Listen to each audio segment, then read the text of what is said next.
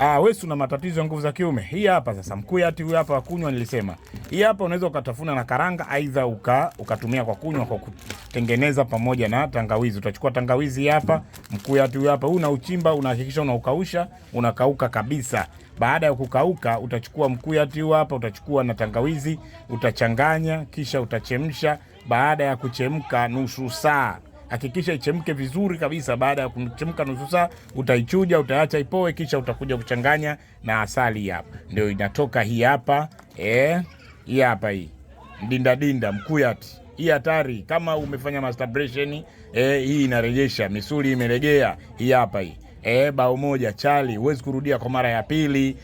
Aidha unakuwa ukigusa tu kidogo tu, mzigo wazungu wanakuja wenyewe wanasema, hii hapa, hii inarudisha kabisa, inaimarisha. Ndio hapa. Tengeneza mwenyewe, sio lazima upate kutoka kwangu. Hii hapa, mkuyati huu hapa wa kukausha, wewe umekauka, na hii hapa tangawizi mbichi, asali hapa unapata, dinda mkuyati ndio huu hapa.